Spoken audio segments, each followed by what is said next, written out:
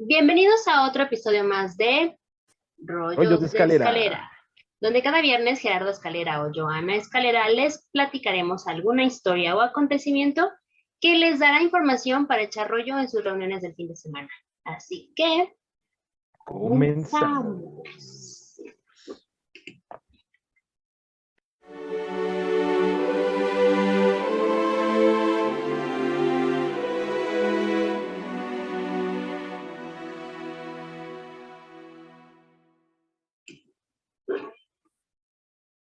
Continuamos con nuestra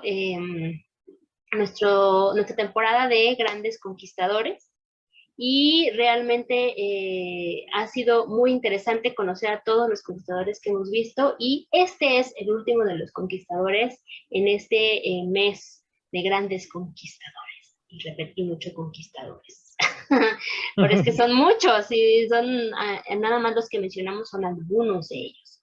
Pero bueno, cuéntanos, que seguramente algunos ya se imaginarán de quién vamos a hablar por la pintura que Por el tenemos fondo, atrás. Exactamente.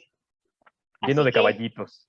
blancos, que hemos visto que es como una constante, ¿no? Por eso en el primer episodio de Alejandro te preguntaba que de qué color era el caballo de Alejandro, porque pues el de Ujú. Mehmed y el de Napoleón, y ya, Eran blancos. y un spoiler. Así que Ujú. platícanos, platícanos. Bueno, pocas figuras han merecido en la historia un tratamiento tan amplio y apasionado como el hombre que, como primer cónsul y emperador de Francia, rigió los destinos de Europa durante 3 lustros. Genio indiscutible del arte militar y estadista capaz de construir un imperio bajo patrones franceses. Este pequeñín fue, para sus admiradores, el hombre providencial que fijó las grandes conquistas de la Revolución Francesa, dotando a su país de una estructura de poder sólidas y estables con las que se ponía fin al caos político precedente. Sus enemigos, por el contrario, vieron en él la encarnación del espíritu del mal, un pequeño demonio, básicamente. Pensé que ibas a decir del Espíritu Santo y dije, No, no, no, ¿eh? no, no. Un déspota sanguinario que traicionó la revolución y sacrificó la libertad de los franceses a su ambición desmedida de poder, organizando un sistema político autocrático. El día de hoy, queridos rolleros, les voy a platicar del gran Napoleón Bonaparte. Como di el spoiler. Diste el spoiler, desgraciadamente. Pero bueno, no importa. Ahí va. Bueno, Napoleón I Bonaparte nació en Ajaccio, Córcega, Francia, donde jugó nuestro querido Paco Memo Ochoa, 15 de agosto de 1779 en Longwood.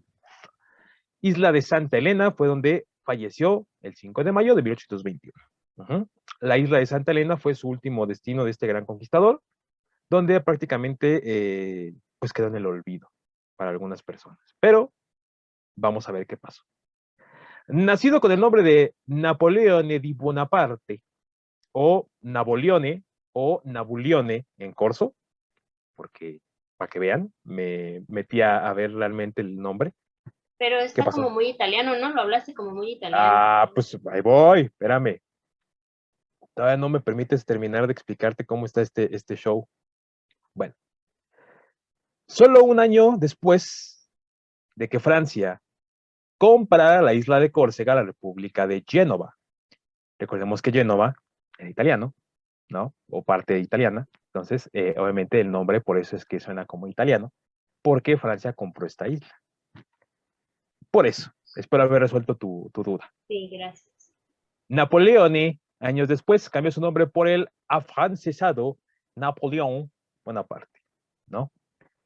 Que de hecho, pues nada más fue como por payaso y por acomplejado, ¿no? Más que por otra cosa. Pero bueno, ahorita platicaremos un poquito de su trastorno.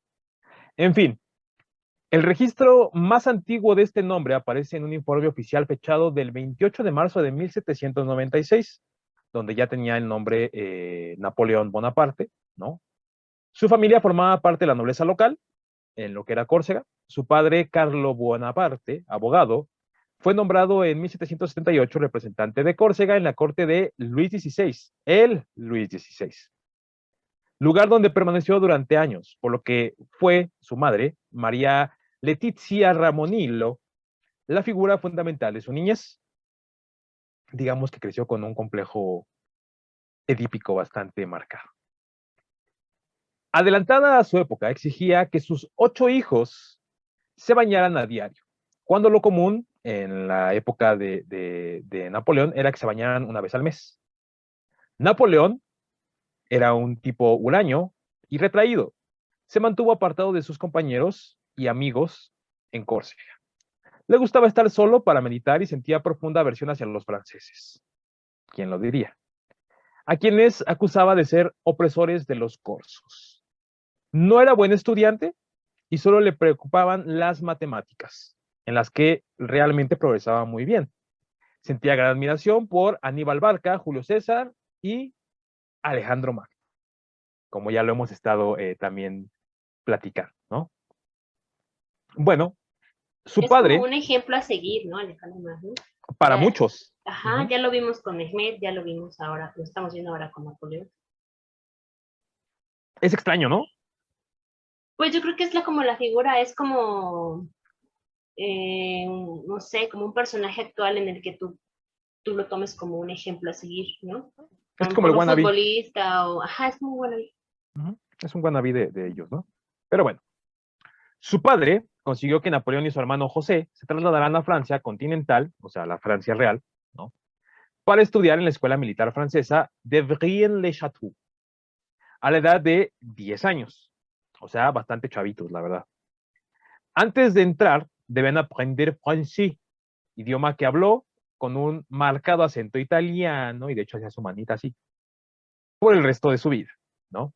Obtuvo notas destacadas en matemáticas y geografía y consiguió las necesarias para aprobar las demás materias, o sea, pasaba o medio pasaba las materias, ¿no? Y decía, bueno, pues ya, ¿no? Ya no me queda no me queda de otra, ¿no? Y bueno, Sí me quedé pensando en cómo sonaría un acento francés con acento, digo, un acento italiano, un idioma francés con acento italiano. no sé, no sé, esa es una buena pregunta. No, je parle français. A lo mejor, si viéramos una entrevista de Zidane cuando jugaba en la Juventus, No, pero Zidane no. O sea, Zidane tiene el acento súper marcado, o sea, no. Pero bueno, pero él tampoco es francés, él es argelino. pues sí, pero tiene más acento francés. Habrá Pero que ver. Lo buscaré. En fin. Eh, Tras su graduación, en 1784, fue admitido en la École Royale Militaire de París. Aunque había buscado en un principio una formación naval, terminó estudiando artillería en el colegio. Ajá. Él siempre había tenido esta idea de querer ser un marino, ¿no? Porque evidentemente pues vivía en Córcega y Córcega es una pequeña isla, entonces evidentemente era como que tenía ese dominio del mar, ¿no? En fin, después de su graduación, en septiembre de 1785, fue comisionado como teniente segundo de artillería. Tomó sus nuevas obligaciones en enero de 1786 a los 16 años. Al iniciarse la Revolución Francesa en 1789, Napoleón se encontraba de licencia en Córcega debido a la muerte de su padre. Si él hubiera estado en la revuelta de la Revolución Francesa, probablemente Napoleón no existiría. sí, la historia sería otra. Así es, ¿no? Pero como falleció su padre, pues se tuvo que trasladar a Córcega. Apoyó el proceso revolucionario y pasó a formar parte de la Guardia Nacional de Voluntarios. Pero, tras su oposición a la independencia de la isla, proclamada por un grupo de nacionalistas, cayó en desgracia, por lo que tuvo que ir a Francia para salvar su vida.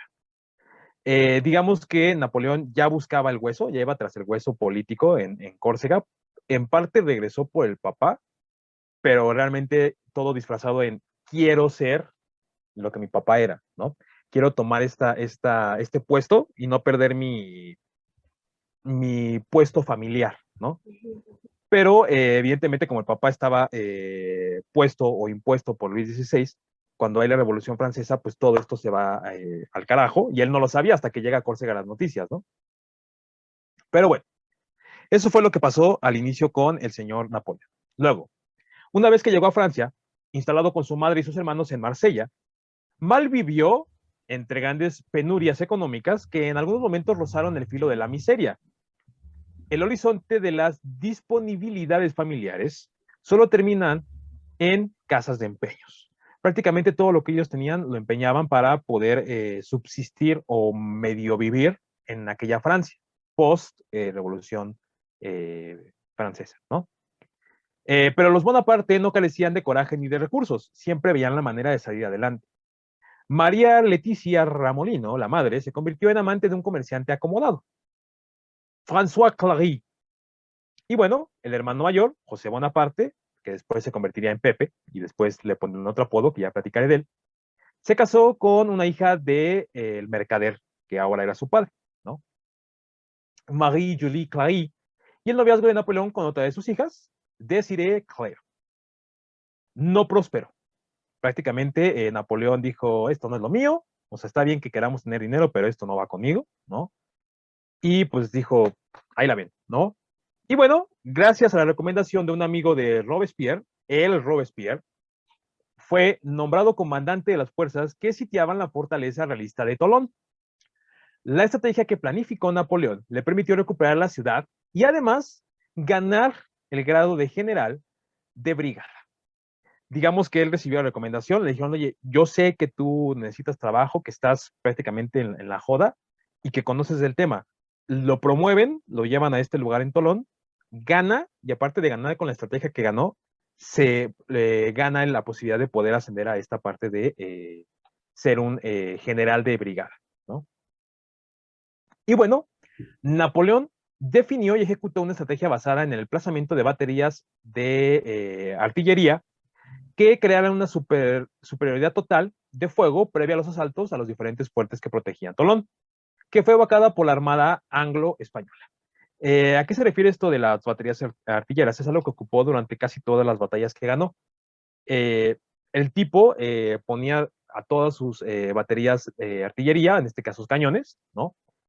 Y tiraba y tiraba y tiraba y tiraba, de tal forma que recordemos que en aquellas épocas los soldados tenían que mantener la formación, no se movían. En aquellos tiempos ser primera línea era realmente ser la primera línea, era ser la carne de cañón, de ahí viene la palabra carne de cañón, ¿no? Entonces, evidentemente, lo que hacía Napoleón era barrer con toda la primera línea, primera, segunda línea, con cañonazos, ¿no? Y habrá que decir como dato ahí curioso, es que una bala de cañón de las que ocupaba Napoleón, que las tradicionales redonditas, ¿no? Lo que hacían era que, aunque estuvieran muy lejos, la bala picaba en el suelo y agarraba más fuerza. Pues solamente cuando pegaba en un güey, picaba en el suelo y volvía a agarrar fuerza y pegaba y se llevaba a otros 2 o 3 de la siguiente fila. Entonces realmente esta forma o esta estrategia pues eran muy novedosa para la época, ¿no? Por eso es que Sí, ganó sí. tantas batallas, ¿no? Hasta que se las aprendieron, ¿no? Pero bueno, No dejen que pique, no dejen que pique. casi, ¿no? Su determinación, su capacidad de trabajo y su frialdad bajo el fuego le convirtieron en el héroe del sitio, tras lo cual fue nombrado general de la brigada. A partir de entonces, la carrera de Napoleón no hizo más que aumentar. Sin embargo, poco después, sus adversarios políticos se encargaron de que pasara un tiempo encarcelado en la fortaleza de Antibes.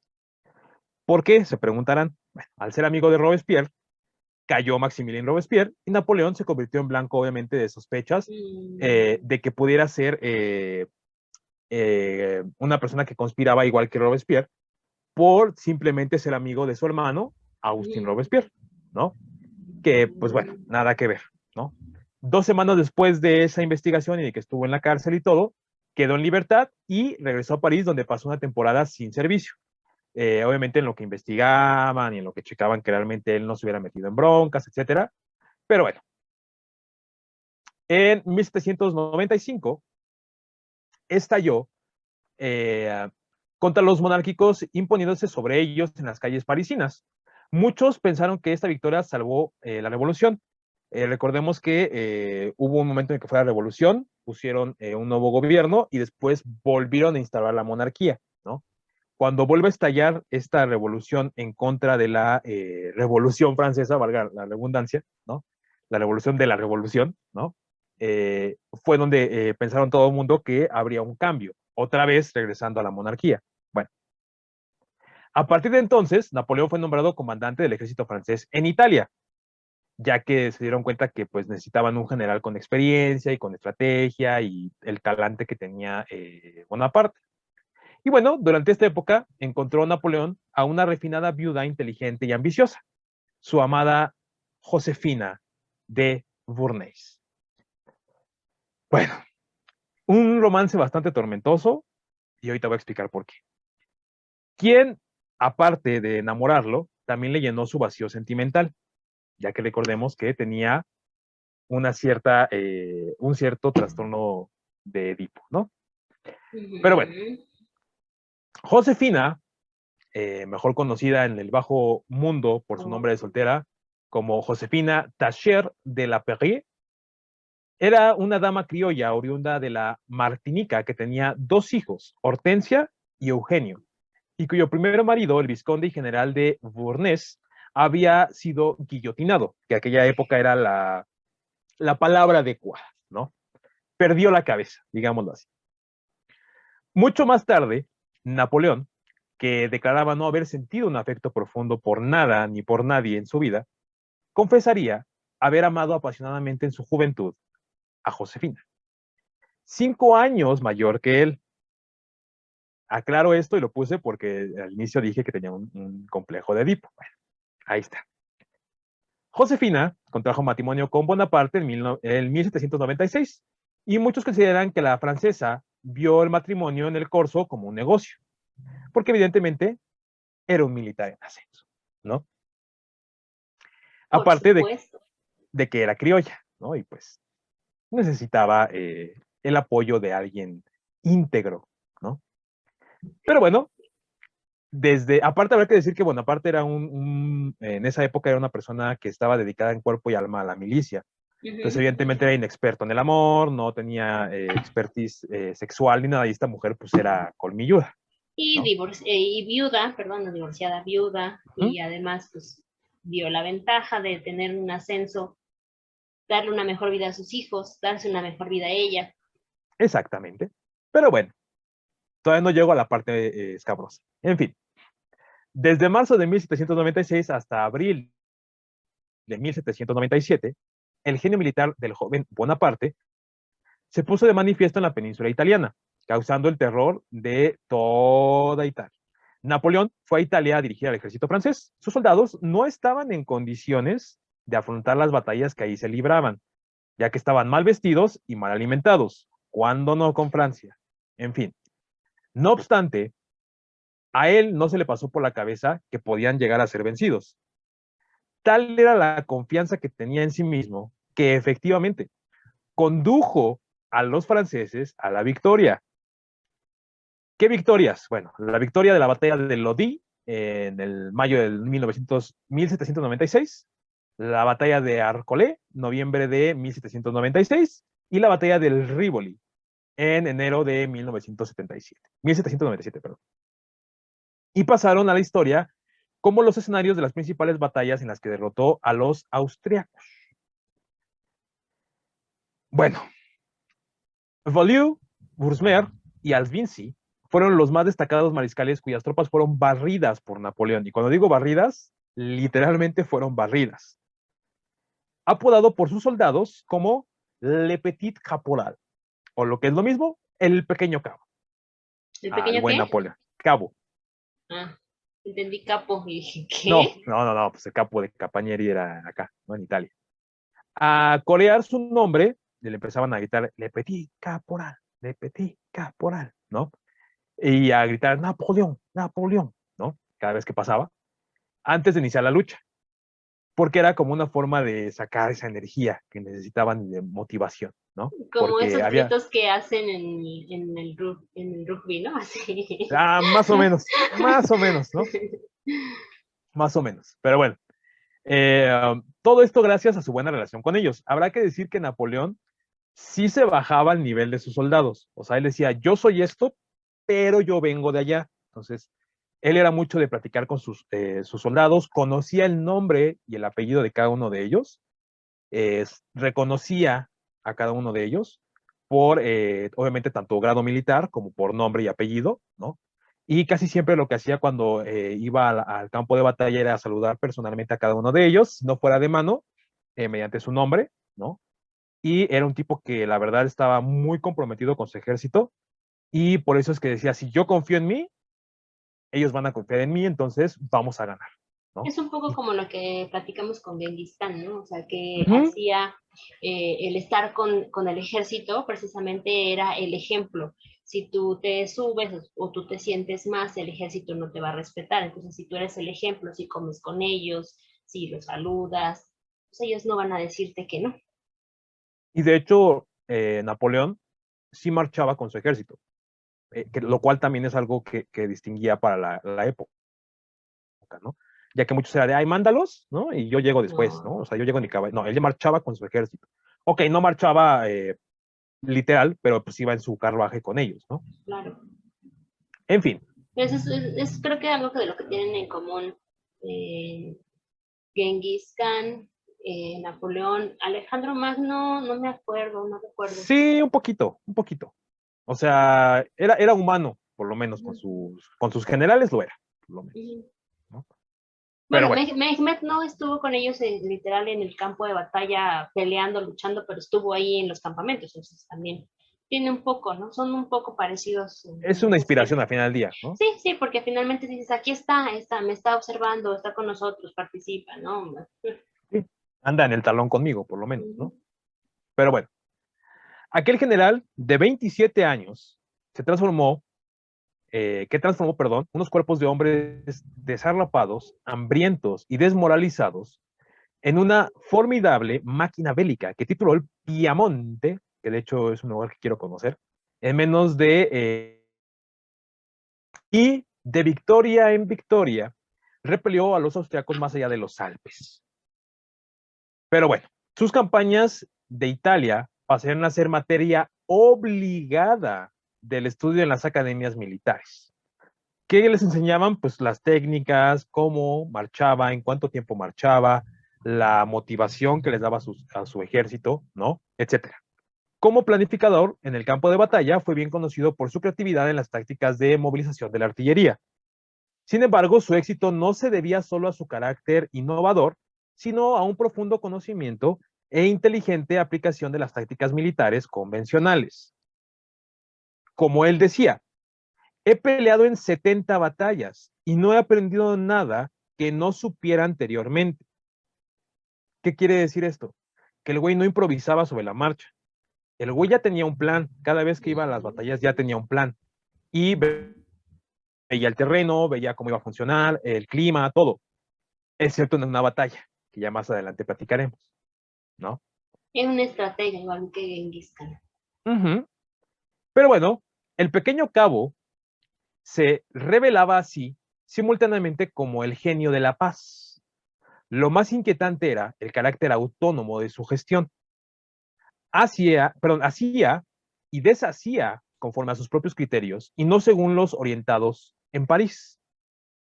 Tras una campaña en Italia, Napoleón regresó a Francia en diciembre. En la capital fue recibido como héroe y conquistador.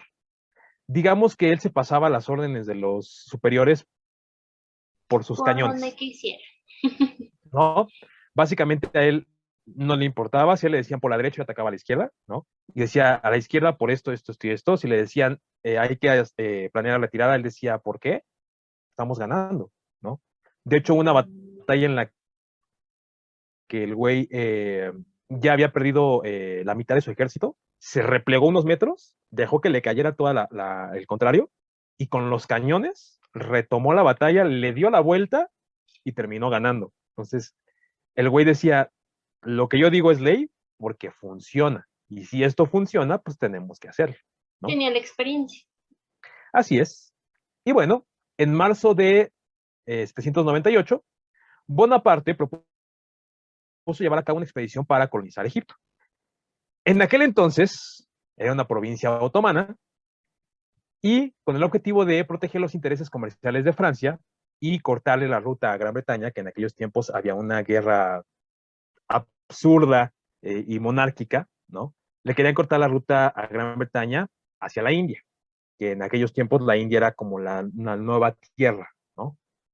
Pero bueno, el aspecto más inusual de dicha expedición es la inclusión de un buen número de científicos. lo cual, según algunos, reflejaba la devoción de Bonaparte por los principios e ideas entonces en boga de la Ilustración.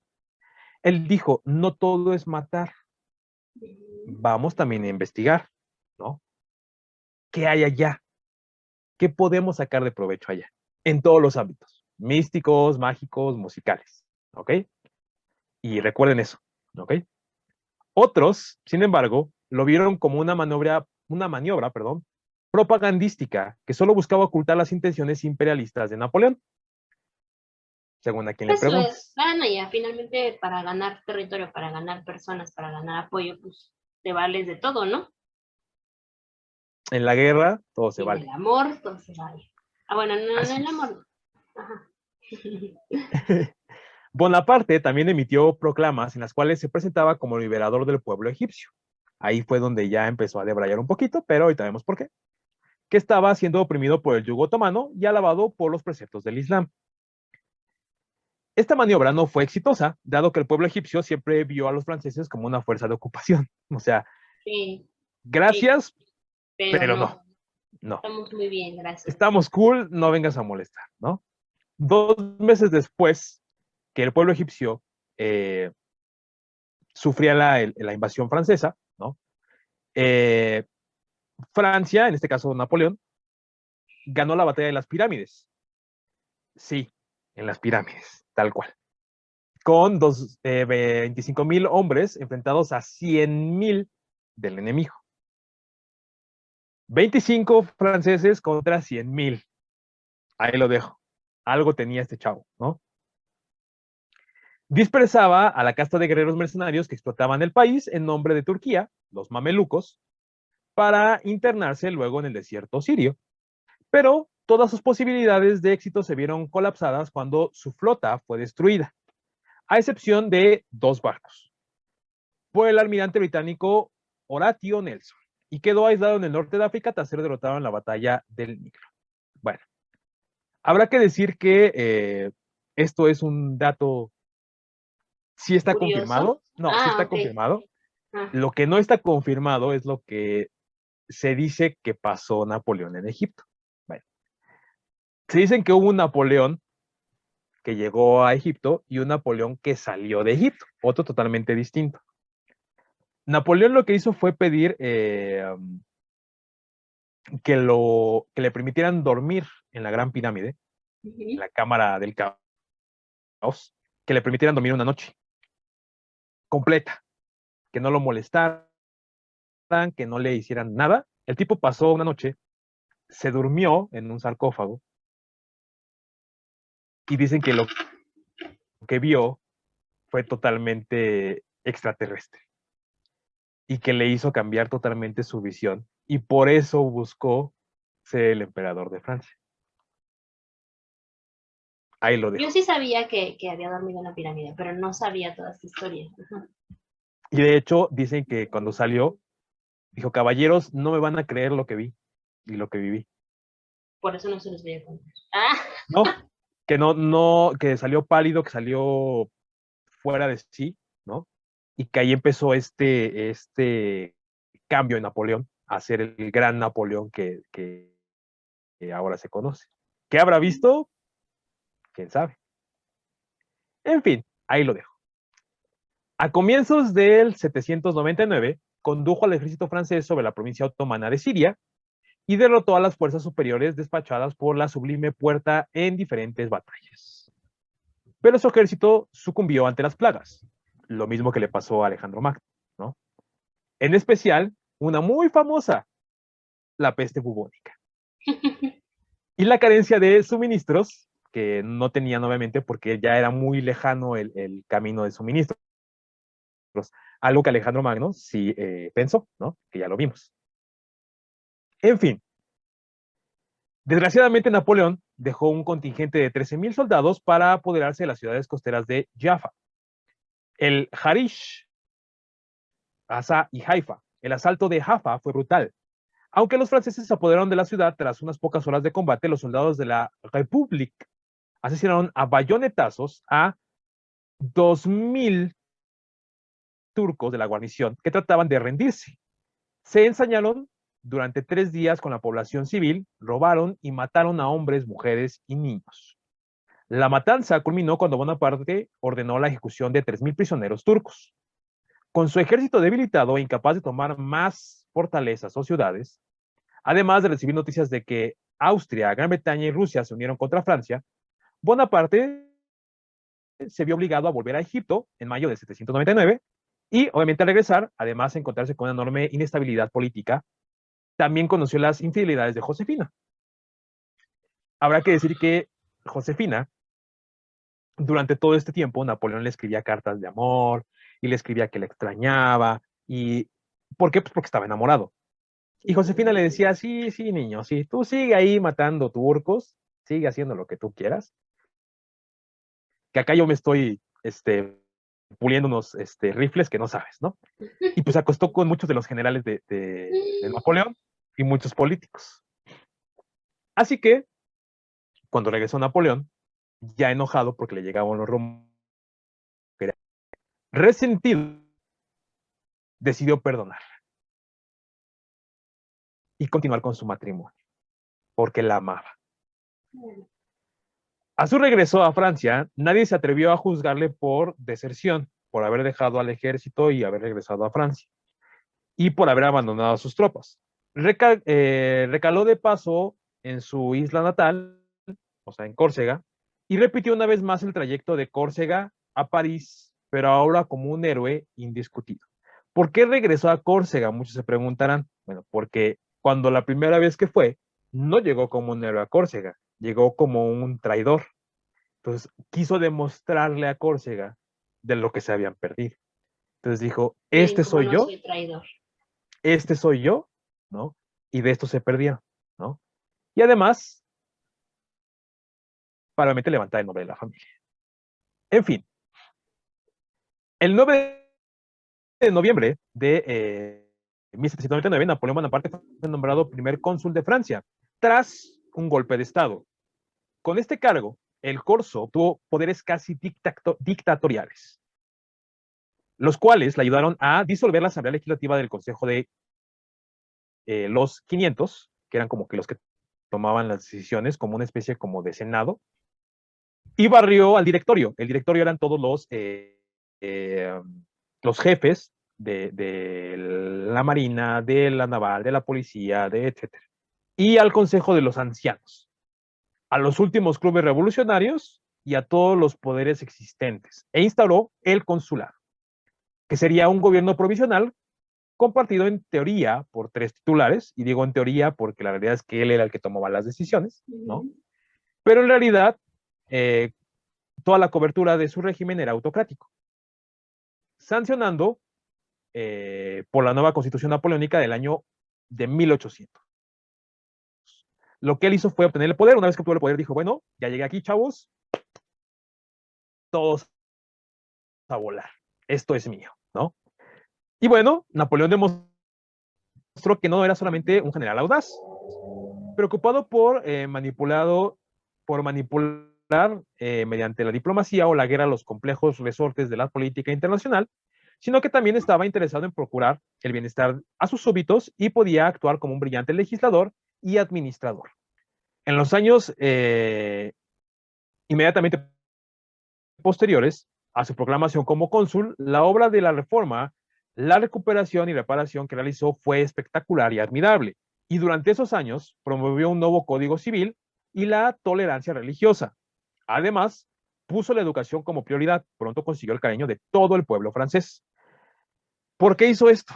Se ganó otra vez al pueblo, se ganó a todos los círculos, porque evidentemente cuando estuvo Luis XVI y con la Revolución Francesa y la Ilustración, ¿no?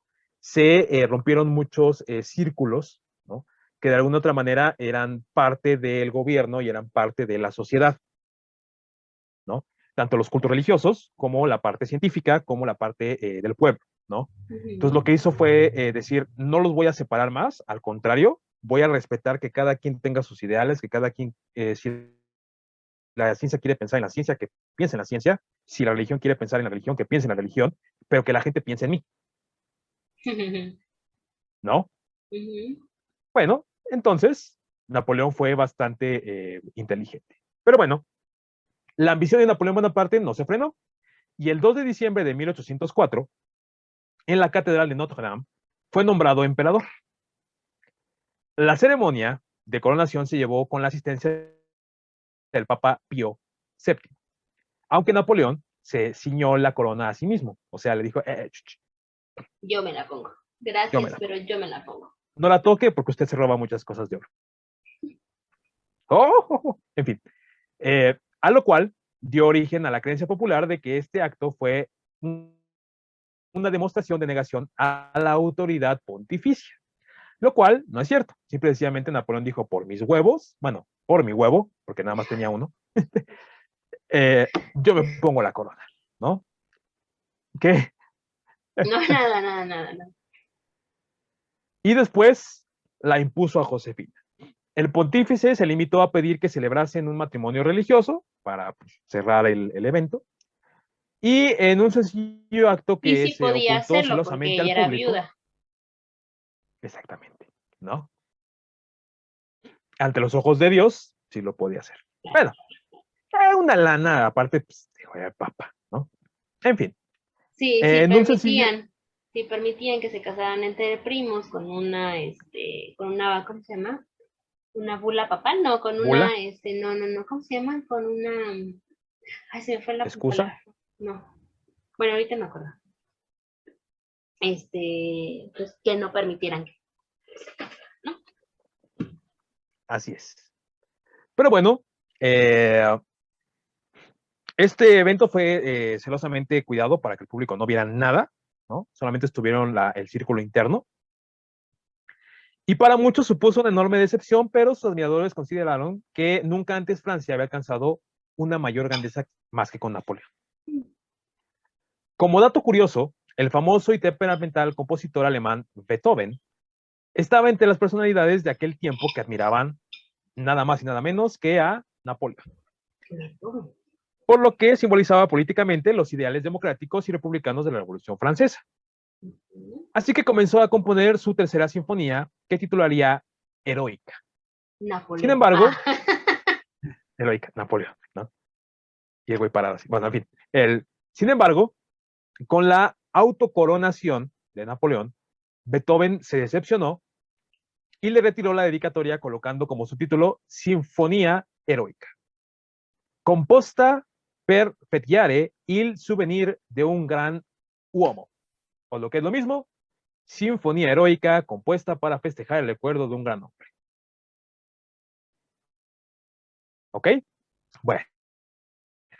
En fin, con la esperanza de consolidar su puesto, se le sugiere a Bonaparte que la mejor forma de apaciguar las conspiraciones sería transformar el consulado vitalicio en un imperio hereditario, como lo hacían antes, el cual, dado que tendría un heredero, quitaría toda esperanza de cambiar el régimen por un asesinato, como pasaba anteriormente, ¿no? Y bueno, Bonaparte acoge la sugerencia y el 28 de mayo de 1804 se proclama emperador. Obsesionado con el poder, Napoleón comenzó a pensar en su descendencia. Su esposa Josefina no podía darle más hijos, por lo que se divorciaron. En diciembre de 1809, Josefina volvió a su antigua vida. Su nueva esposa fue la archiduquesa de Austria, María Luisa. Sí, archiduquesa de Austria. En 1811 nació el primer hijo del matrimonio, Napoleón II, que además murió muy joven, aproximadamente murió en 1832. Nació en el 11, murió en el 32, de haber tenido como unos veintitantos años. No, a lo mejor. estoy muy mala. ¿Qué? ¿1800 Yo qué? también. Del 811 al 832. 21 años. Ah, mira. Sí, soy bueno para las matemáticas. En fin. Durante esta época, el Imperio francés alcanzó su máximo esplendor, ¿no? Cuando él se proclamó emperador y tuvo este desfalco de opulencia. En fin, impuso el sistema continental en Europa, que consistía en un bloqueo sobre las mercancías británicas con el propósito de arruinar el poderoso comercio de Gran Bretaña. A pesar de que el emperador procuraba la paz interna y externa, enviando cartas con proposiciones de paz a los gobiernos que habían confrontado la coalición, estaba claro que el Reino Unido no deseaba la paz. a menos que fuera bajo sus propios términos. Tras el interludio de paz de Amiens, a partir del 805, empezaría la fase más intensa de las guerras napoleónicas, que culminaría en el 815. En este periodo, los monarcas europeos no se cansarían de hacer la guerra al imperio francés por varias razones. Uno, los nexos de la familia que tenían Austria y España con la derroca de la dinastía Borbón. Los Borbones, que ya probablemente a lo mejor platiquemos de una familia en particular, ¿no? Eran los que estaban en esos imperios, pero cuando llegó Napoleón, pues arrasó con ellos, se casó con la de Austria, automáticamente se vuelve él también parte de Austria, y en España impone a su hermano Pepe Napoleón, mejor conocido como Pepe Botella, porque era bueno para el vidrio, pero bueno, así como tu ex marido, más o menos, así. En fin, el temor no muy bien fundamentado, que les inspiraba la figura de Napoleón, capaz de destruir grandes ejércitos en días. 3.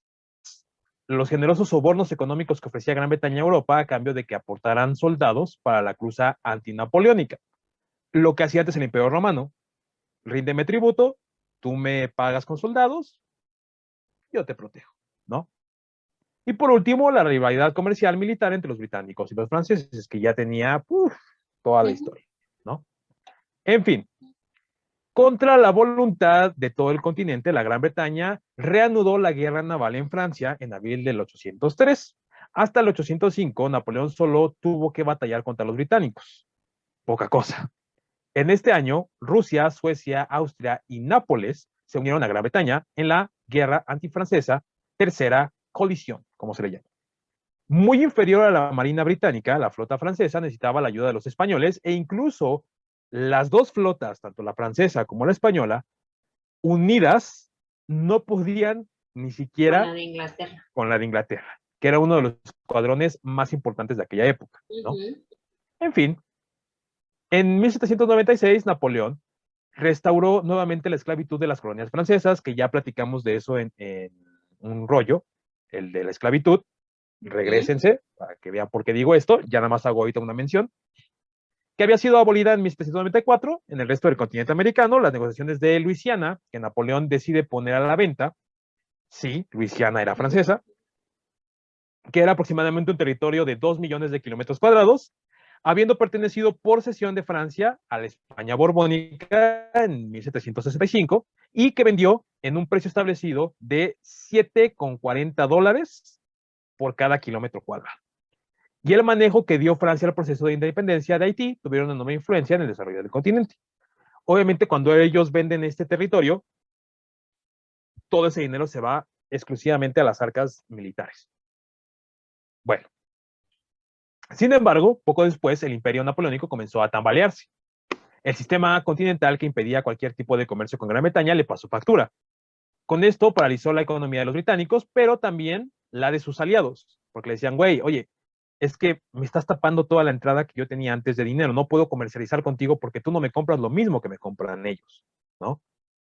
En fin, la crisis del imperio estalló cuando España y Portugal salieron a Gran Bretaña. Sí, España, la España de su carnal, para acabar con su hegemonía. Aunque en el 812 otro error condujo a Napoleón a su caída. Trató de invadir Rusia, algo que ya hemos dicho que Rusia no se invade, jamás. Tú no invades Rusia. Ajá. Rusia te invade a ti, pero tú no invades Rusia. Ajá. Napoleón comenzó a expandir su ejército hasta lograr un contingente de 600,000 hombres, que para aquella época era hablar prácticamente de la mitad de Europa. 600,000 hombres. Era muchísimo.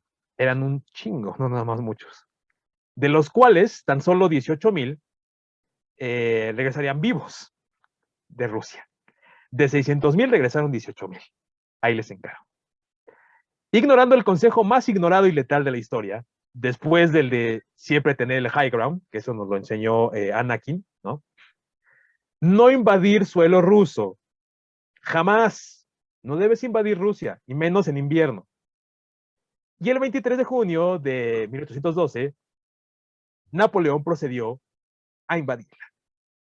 Pero el frío y el hambre acabó con ellos. Nota para la historia: Rusia es uno de los países menos menos probables a ser conquistados. Sí, no, aparte de lo que sea complicado por las cuestiones militares, el clima no es nada agradable. O sea, no es así como que digas, ay, sí, voy a ir a Rusia a pasar mis vacaciones de verano. Y bueno, este era el primer strike para el segundo strike. El primero fue cerrar los comercios, el segundo fue que invadir Rusia, y el tercero se lo enseñaría Obi-Wan Kenobi más adelante, al, al cual ahorita citaré. Mientras tanto, en Europa no cesaban las revueltas en contra de los franceses, sumando a la magnitud de la catástrofe acontecida en Rusia, proporcionó que todos sus enemigos se levantaran contra él y al unísono, porque dijeron, güey, te llevas a todos los hombres, ¿qué hiciste en Rusia que regresaste con 18,000, ¿no? Y por más que él decía, pues es que hacía mucho frío, pues es que hacía mucho frío, nadie le creyó eso, ¿no? Habrá que decir que para la época incluso era muy complicado poder pasar alimentos, y de hecho también lo vimos en un rollo, que fue el rollito, perdón, de las conservas, que Napoleón fue el que les pidió que inventaran un algo para poder alimentar a sus tropas, que se estaban cagando de frío, literal, ¿no? Y además, esta técnica que ocupó Rusia la ocuparía más adelante en la historia, en la Segunda Guerra Mundial. En fin, no voy a dar spoilers, porque probablemente hagamos un capítulo de la Segunda Guerra Mundial. No hagamos spoilers. En fin, Europa se levantó contra el dominio napoleónico y el sentimiento de la nación de los pueblos se reveló dando apoyo al desquite de las monarquías. Entonces, en 1814, Napoleón abdicó como emperador de Francia. Habrá que decir que esta escena está muy bien reflejada en una película que ya luego les paso, se llama Waterloo. Así empieza la película, cuando él abdica, porque le dicen, señor, tenemos que abdicar porque usted ya no puede hacer esto, o sea, no lo hacemos porque no sea capaz, sino porque ya no hay ejército, ¿no? Se Y dice, acabó. le dice, pues arme a todos los civiles, señor, ya armamos a los civiles y ya entró Rusia a Francia, o sea, ya no hay para dónde hacerse, o abdica, ¿no? Y bueno, Napoleón abdica, ¿no? Y dice, pero volveré. Eso es lo que dice en su discurso final. En fin, Napoleón Bonaparte fue enviado a la isla de Elba, prácticamente encerrado. Napoleón planeó un nuevo ataque desde allí, del que salió victorioso. Habrá que decir que el error que cometen es que le permiten irse con 1,000 soldados, 1,000 de sus mejores soldados. Entonces, cuando él se va a Elba, él planea todo un movimiento con sus 1,000 soldados, porque eran los mejores y porque eran, obviamente, soldados que amaban a Napoleón. Pues En fin. es ese amor por su ídolo, ¿no? En fin, en marzo de 1815, el señor Napoleón desembarca en Francia con solo 1,000,000 de hombres. Y sin disparar un solo tiro, en un nuevo baño triunfal de multitudes, Napoleón volvió a hacerse con el poder en París. Aunque no por mucho tiempo. Pero ya le gustó, ¿no? Ya. voy a explicar cómo fue la escena, porque todo el mundo cuando dice, ay, ¿cómo sintieron una bala? Pues lo habían corrido. ¿Les suena que él era amigo de los soldados? Sí.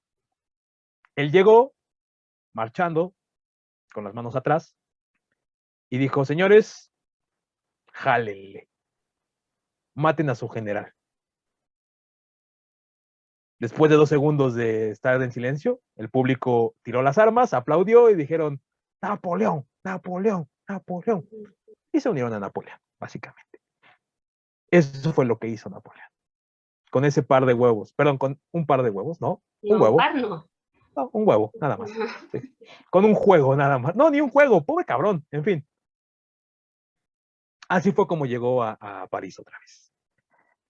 Reclutó entonces a un nuevo ejército, reclutó al viejo, a la Guardia Imperial, que eran sus hombres más viejos, pero los de confianza. Nadie, y cuando digo nadie, es nadie le había ganado a la Guardia Imperial, y todo el mundo le tenía miedo a la Guardia Imperial, porque eran hombres que, a pesar de estar heridos, seguían peleando. En fin. Volvió a luchar contra sus viejos enemigos, que habían pensado que ya habían acabado con Napoleón. ¿Y qué creen? Y hubo una batalla llamada Waterloo, en junio de 1815, en la que el imperio napoleónico llegó a su fin. ¿Cuál fue el error de Napoleón? Bueno, aquí Confiar mucho en sus soldados. confiar en sus generales. Habrá que recordar que Napoleón tenía una enfermedad en el estómago, por la que siempre salían sus fotos agarrándose. No es que fuera la pose, el güey siempre se agarraba la panza porque tenía dolor, toda la vida tenía dolor. De hecho, se piensa que pudo haber tenido una colitis marca diablo, porque el güey a veces pasaba días sin poder defecar. E inclusive a veces tenía que tomar laxantes. Y entonces a veces, imagínense, tenía que ir en caballo y, permítanme, tengo que tirar la carga, ¿no? Y pues imagínense, días y días y días en caballo y a veces por pena no se bajaba a cagar, ¿no? Cuando llegó a Waterloo, llegó con dolores, llegó sudando, llegó prácticamente ya vomitándose porque el güey ya no aguantaba el dolor. Entonces se retira de la batalla, le deja la batalla a uno de sus generales, el general dice, ya chingamos, avienta toda la caballería, le hace formación en cuadro y mata toda la caballería.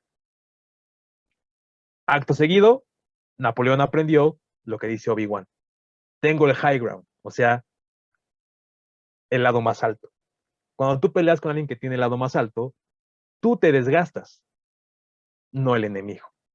Y él estaba en la parte de abajo.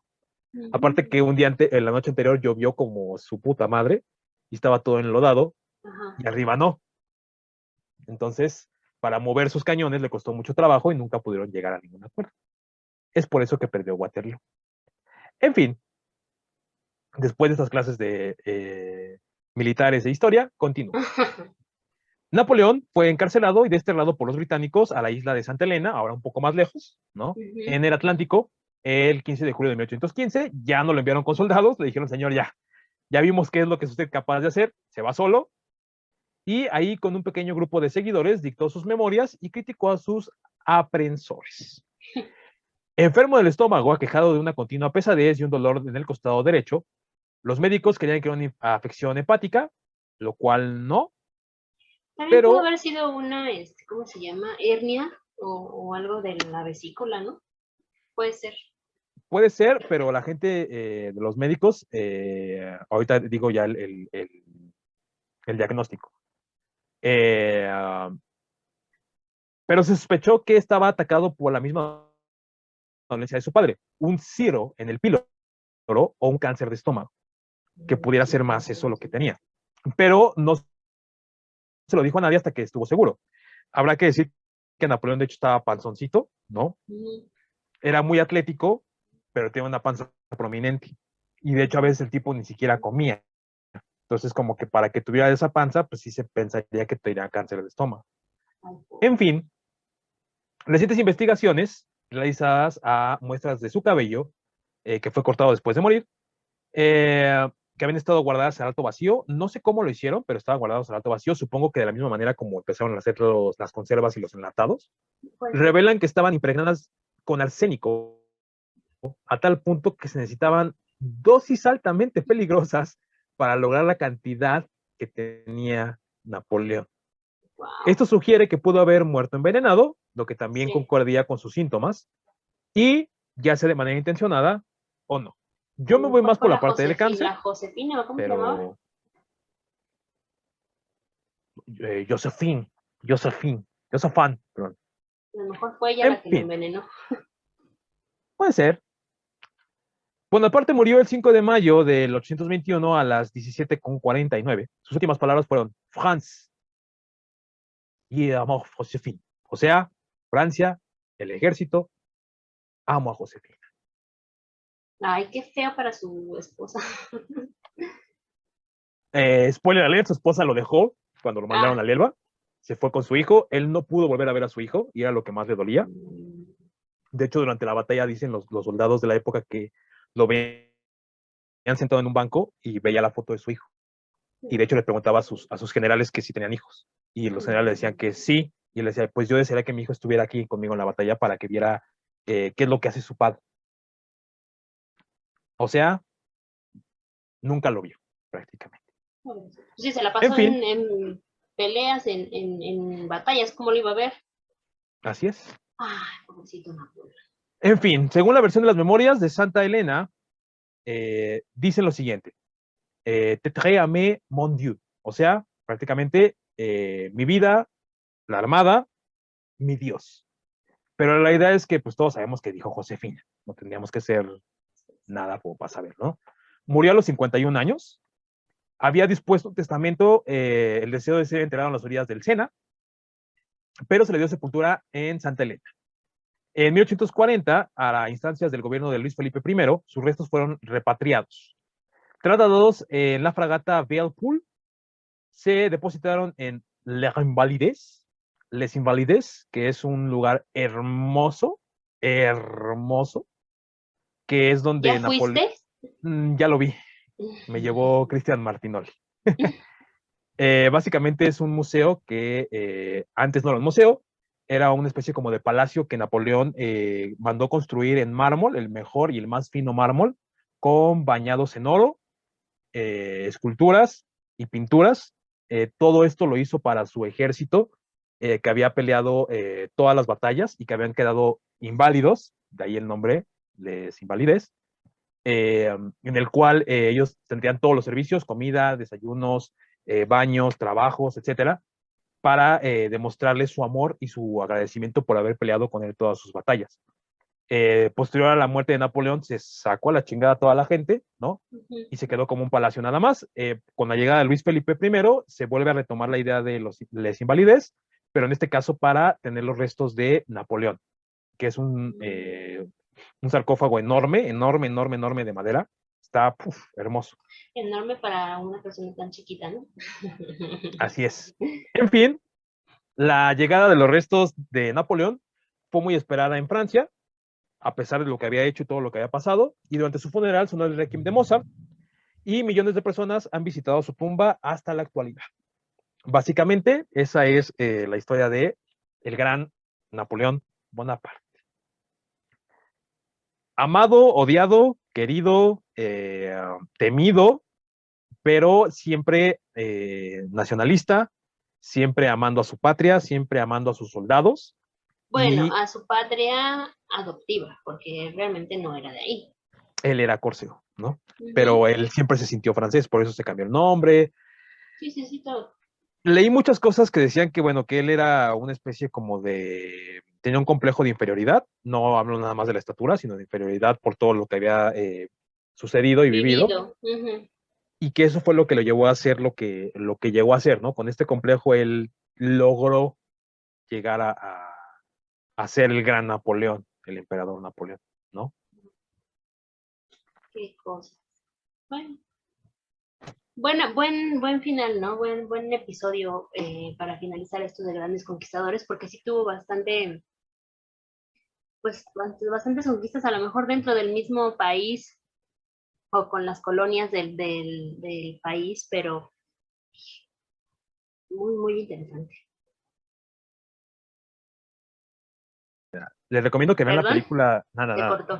sí, que les recomiendo que vean la película de Waterloo. Ujú. Está en YouTube, la pueden ver.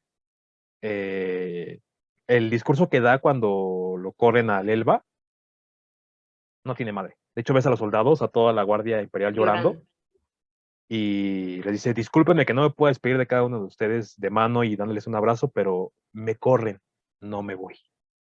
Entonces va, besa la bandera y dice, regresaré. Y se va. No. ¿Y Y si cuando regresó? regresa, y cuando regresa, todo el ejército es el que le comanda y le protege en el regreso a París. Entonces, está buena la película, está fuerte. La verdad es que el final está muy fuerte, porque de todo el ejército que tenía, termina en un cuadrito así chiquitito, como de 200 cabrones, y les dice el general inglés que pues ya se rindan, ¿no? Que no los van a matar, y uno le dice, ¡a la mierda! Y los vuelan con cañones. Está muy buena la película, véanla, se la Bueno, recomiendo. hay que verlo. Muy, muy buena. Además sale, ay, el de la Guerra de los Mundos, Orson Welles, Dijo. sale Orson Welles como Luis XVI, creo que es. Está buena, véanla, te la recomiendo. Ok, pues bueno, este fue nuestro último de los Grandes Conquistadores. Esperemos que les hayan gustado. No son todos, obviamente, no son todos los conquistadores que han existido a lo largo de la historia, pero nosotros consideramos que eran como los... Del mundo antiguo. Ajá, y como que la verdad, un gusto Un gusto propio, culposo. ¿no? Un gusto propio. Cada quien Ujú. escogió a los que consideró que tenían que salir en este episodio, pero si quieren más o si tienen algún otro conquistador que ustedes admiren, pues pónganlo, coméntenlo y nosotros lo investigamos por ustedes. Quedaron algunos en el corte. Sí, ahí quedaron bastantes.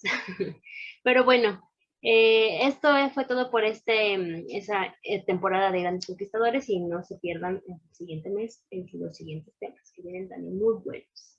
Así que, pues, nos vemos. Síganos en todas las redes sociales, denle like, compartan y nos vemos la próxima. Bye. ¡Viva la Resistance! Se la vi. Esa la pi- Bye. Au revoir. Au revoir.